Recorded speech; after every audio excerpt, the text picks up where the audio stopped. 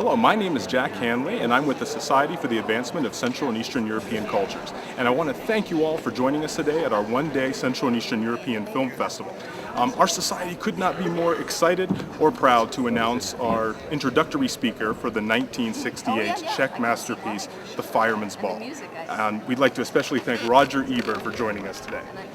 Well, thanks a lot. I think it's great that you're showing these films because the films from Central and Eastern Europe are an area that a lot of people in America are not familiar with, even though those nations have given us some of the best films and some of the best directors of the 38 years that I've been a film critic. Milos Forman, who made Fireman's Ball, and other people like Krzysztof Zanussi and Andrzej Wajda, and I'm sure that you're going to get a lot of surprised viewers who are moved and startled and surprised by the quality of these films. Yes, we're definitely hoping so. Now, to start with, the film that our audience is just about to see, which is Fireman's Ball, not only has the privilege of being one of the best movies to come out of the region that I think in the last 50 years, but also managed to make your list of great movies. Could you explain to our viewing audience how that made the cut? Well, I'd be happy to.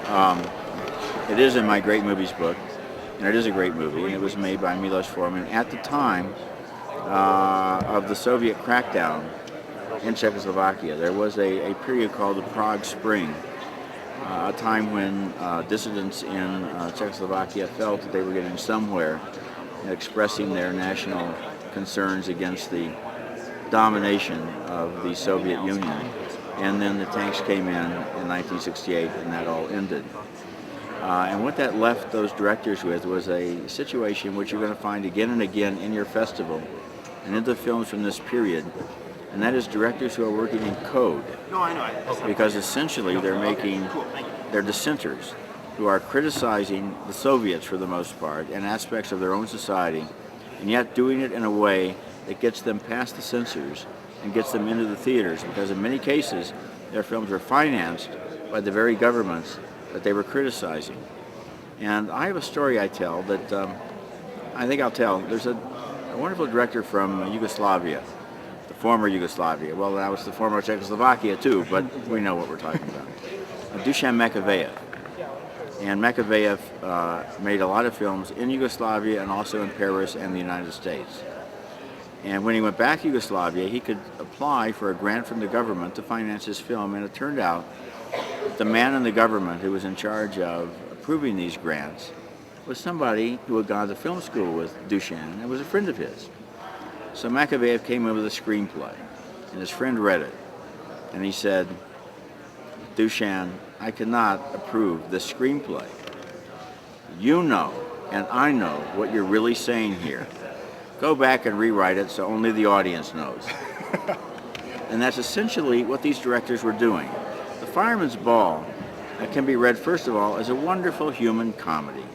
I mean, the disappearing gifts from the table, the beauty contest that nobody wants to enter, certainly the incredible image of the fireman who arrived too late to save the burning farm building, but the farmer is complaining that he's cold, and so they do what they can. They move his chair closer to the flames. This is all funny just as it is. And then if you see it as a metaphor for Czechoslovakia at that time, working under the Soviets, there's kind of a black humor involved. In other words, the country is burning down, and all we can do to make ourselves feel better is to move closer to the flames.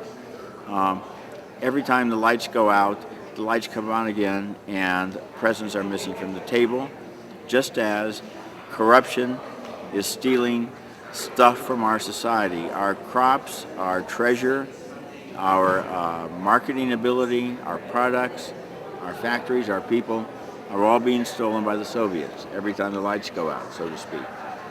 And it's not really that hard to look at this movie and see it as a critique of Soviet occupation. Well, at the same time, it was an enormous hit when it first came out in America and around the world simply because it was so funny.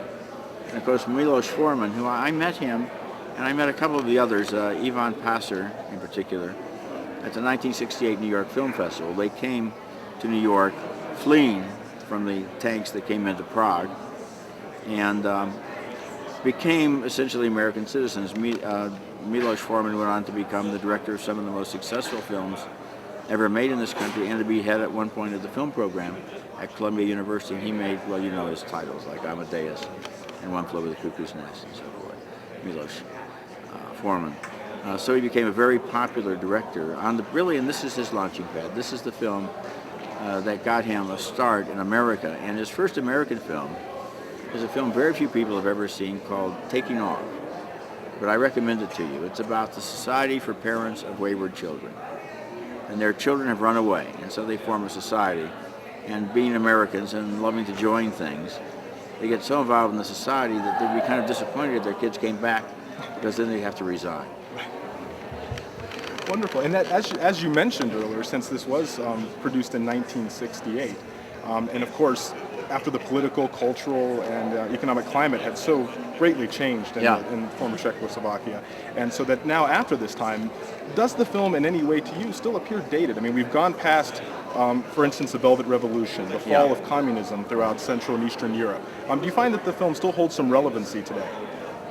Well, it's not relevant to the situation in Czechoslovakia today. I was there at the Czech Republic 2 years ago. My wife and I attended the Karlovy Film Festival, which is one of the oldest and most important film festivals in Europe. And Karlovy used to be called Carlsbad, so maybe you know it by that name. It's a spa town.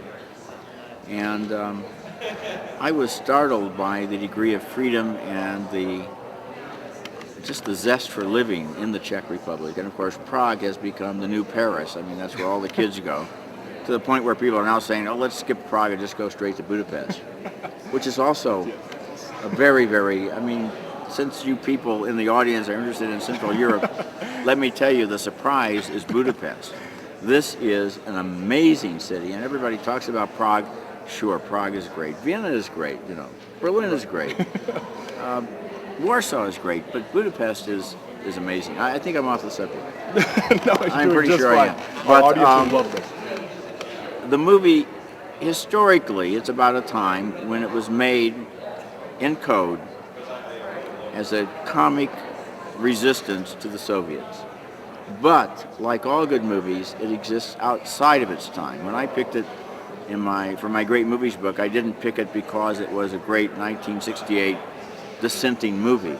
I picked it because today, when you see it, it's a wonderful movie about human nature. That's what makes it a good movie, because the message might change, might be dated, might become irrelevant, might no longer be current. But the great movies, I mean, Chaplin's the great dictator. Hitler has been dead for 60 years, but it's still a great movie. Very true. One last question, if we could, for you today. We've noticed that you've always, throughout your life, in addition to being like the most predominant film critic that this country has seen, and also being a film historian and author of many books, a screenwriter as well, notice that you've been a champion for many times for films that have often been overlooked by society or missed, in addition to having an overlooked film festival, in fact, which will be coming up shortly, I believe, for you. Yeah. So what I wanted to find out is, could you please share with our audience today, who some of them are seeing some of these films from the region for the very first time and seeing this genre of film for the first time, some words of encouragement as to why they need to continue their quest to really check out Central and Eastern European cinematic culture? Well, not only Central and Eastern European, but the world in general. The movies that play at the multiplex sometimes can be pretty good. This movie, Fever Pitch, that's opening with Drew Barrymore, with Jimmy Fallon as the Boston Red Sox fan. It's a good movie. I liked it. I mean, you know, you hear the formula and you think, oh, I've seen it before and it's going to be dumb. Occasionally a good movie comes along, even at the multiplex. So I'm not saying that doesn't happen. But in terms of respecting yourself and your own curiosity and your own growth, you're not going to find all the nutrition you need from the screen at a multiplex. You're going to have to go to film societies and to art theaters and look at those cable channels that you know all about but maybe don't watch quite enough, like IFC and Bravo and Sundance, and the classic channels like Turner Classics, because great movies can transform you. They can make you a better person, can make you a funnier person, a deeper person, a more thoughtful person, a better person. And as a film critic, my review is not really necessary for a movie like Sin City. Now, to be sure, I liked it. I thought it was kind of amazing as an example of computerized graphic violence meeting the comic book and the Pulp Fiction universe. I think it's a good movie. But you know what? That movie didn't sell one extra ticket because of my review, because the people who were going to go see that movie already knew they were going to go see it. So as a film critic, I really feel I'm performing a more valuable function when I review films that people might not have heard about without my review. And that's where the fun comes in.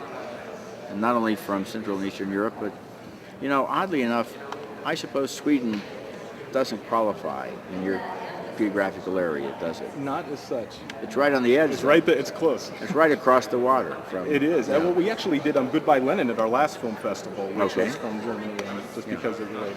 There's a Swedish film I want you to show called Songs from the Second Floor.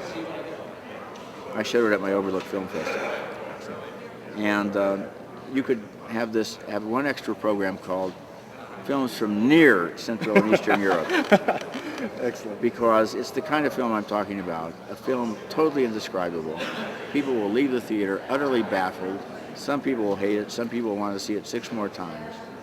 And that kind of film is more exciting than American Pie 4. Let's face it. Let's face it. Well, Roger Ebert, thank you so much for coming and helping us support cultivation of art. You've always been a friend of Boulder and helping. Can I just add one more thing? Of course. Good. Okay, this is just personal. When I went to the University of Illinois, they didn't have film school. They had no film classes. But they had film societies. And the admission was pretty cheap. And you went because it was a cheap date.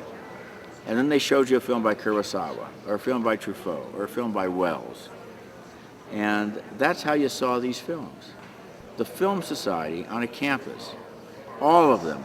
Your festival, the Cinema International series they have here, the other ways you have of seeing films, the Star Cinema in Denver, which I've heard about, the fact that out at the Landmark Cinemas they sometimes show some very unusual films. This is how you break out of the trap of just going to the same old stuff week after week. And frequently people will take a chance by themselves. They will go alone to some film they've heard is good. But there's a kind of a tyranny that takes place on a date. You know, guys are afraid they're going to look like nerds, so they don't want to ask the girl to go see some art film. Or girls are going to think that the guy wants to see some action picture or something. People, when dating couples choose movies, it brings out the worst side of both of them. So I've just had this piece of advice to you in terms of your partners in life.